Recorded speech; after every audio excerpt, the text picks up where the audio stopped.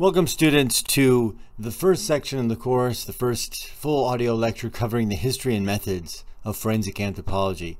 This first lecture will cover the history of forensic anthropology, and the next one will cover kind of the medical legal context.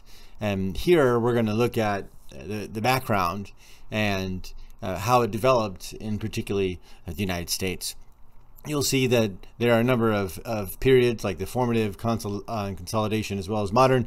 These are terms used by Stephen Byers in the forensic textbook that is recommended if you need it for the course.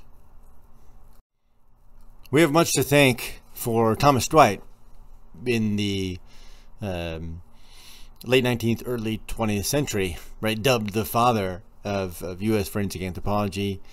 He was well known for kind of thinking about the biological profile for human identification, which includes age, sex, and typically living stature at minimum, if you can, depending on the assemblage of remains that are available.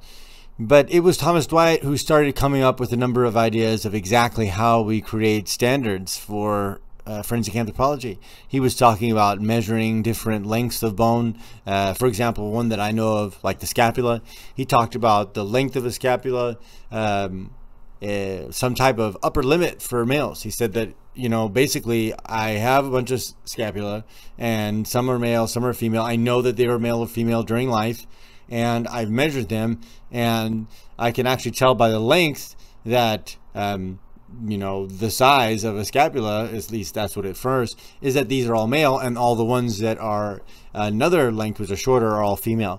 Some of his ideas, he's not totally right, he's not totally wrong, that currently we have more refined methods, but it's really Thomas Dwight who started thinking in this way to create these types of standards. One of the first kind of times we see in the United States forensic anthropology used like we do in modern trials as expert witnesses, as well as collecting of data, is the Parkman-Webster murder. There was a professor at Harvard Medical College, John Webster, and a businessman, George Parkman.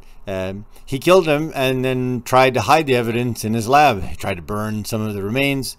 Unfortunately, not all of them had been completely incinerated. And parts of the teeth, as well as some of the long bones, were preserved. And some of the expert testimony in this trial included estimating how tall the person was, as well as using some of the dental and teeth that were recovered and looking at dental records. That's exactly how we do modern identifications. So the formative period begins with the Parkman-Webster murder of 1849. Right, its origins are in some of the work that you know, even Dwight had done, and then enter in these two very prominent figures, Ernest Houghton and Alois Hrdlicka. Ernest Houghton and Alois Hrdlicka were actually doing forensic casework most of their life.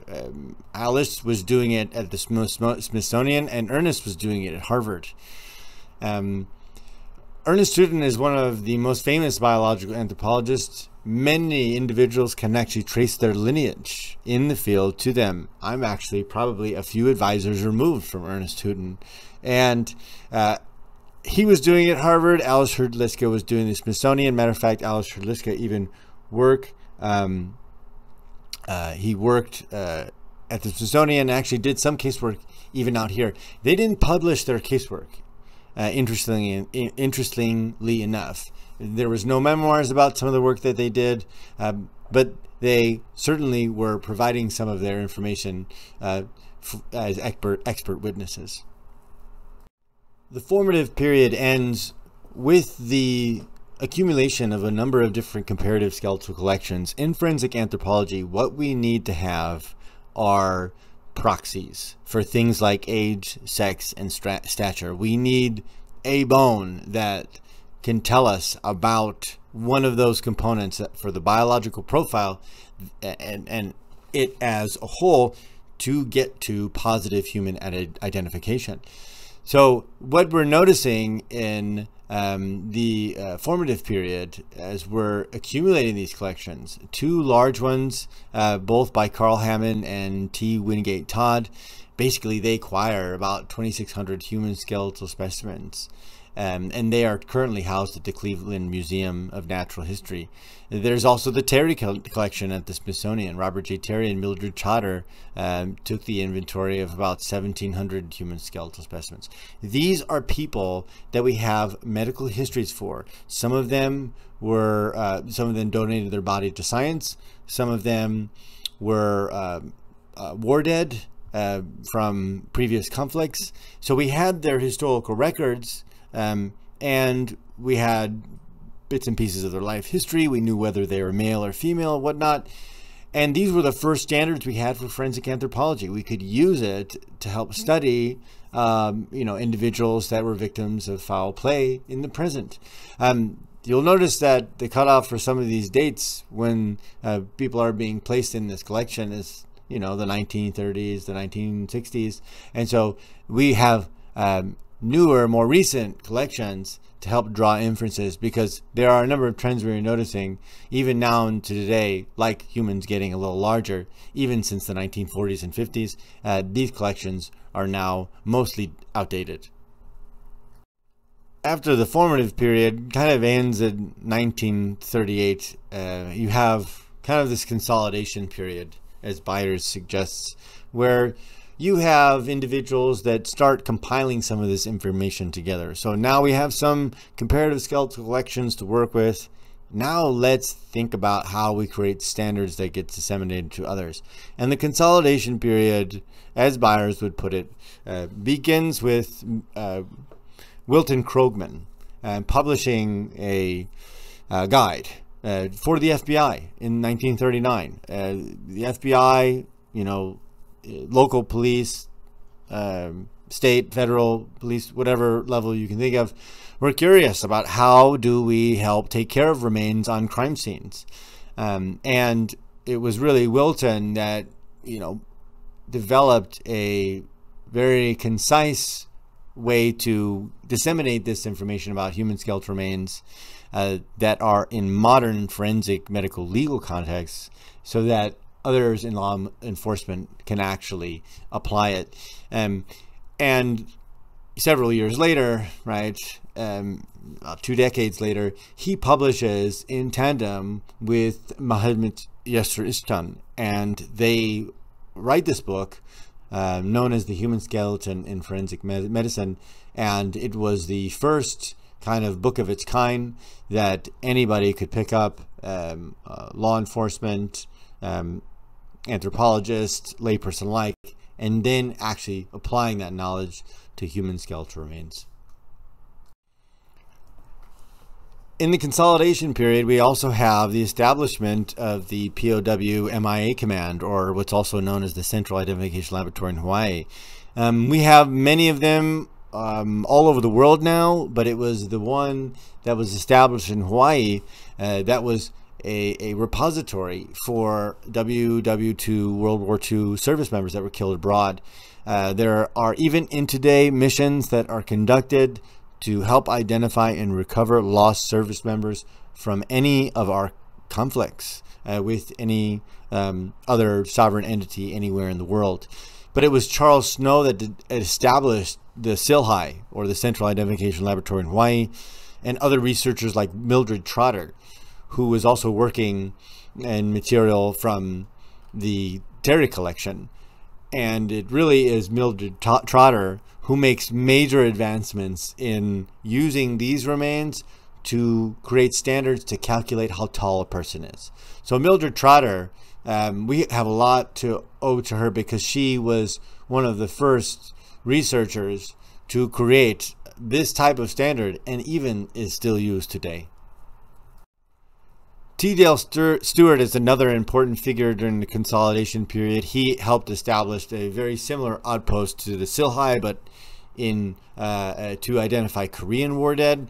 He also created a landmark publication to help with aging human skeletal remains, and with another researcher, Stewart, he had, with McKern, sorry, he'd done much of this work in the 50s, and we have a lot to owe to T. Dale Stewart in terms of his contribution to thinking about how we age human skeletal remains. Well, how about the modern period? Well, the modern period probably is something that is easily seen with the development and founding of the physical anthropology section within the American Association of Forensic Sciences, or AFS, and this was done in 1972. So before that, in terms of forensic sciences, forensic anthropology wasn't really included. And it wasn't until 1977, 5 years later, that the American Board of Forensic Anthropology was created. Meaning this is somebody who has been certified and vetted that their techniques and their methodology is, one, sound, as well as usually accurate. You usually have to be 90-95% accurate in most of your interpretations of human skeletal material, and there's probably only 100 that have been certified since its inception. In the 1980s, a gentleman named Bill Bass, or William Bass, everybody calls him Bill Bass, at UTK, University of Tennessee at Knoxville. He was a forensic anthropologist. He wrote a book about a number of techniques that he used in forensic anthropology. Is still very useful. I have a copy myself. And he developed what's known as the facility, or the Forensic Anthropology Center. The facility is typically known colloquially and popularly as the Body Farm. But it is inside the Forensic Anthropology Center at the University of Tennessee at Knoxville, where they started taking body donations and then, subjecting them to the environment locally in Tennessee, and to see how the body decayed. And the body decaying in that environment tells us about the post-mortem interval. We'll get there and talk about that, but that is the time since death, right? How long has it been since an individual encountered that decedent, or that the body or the corpse of that individual? That's an important question.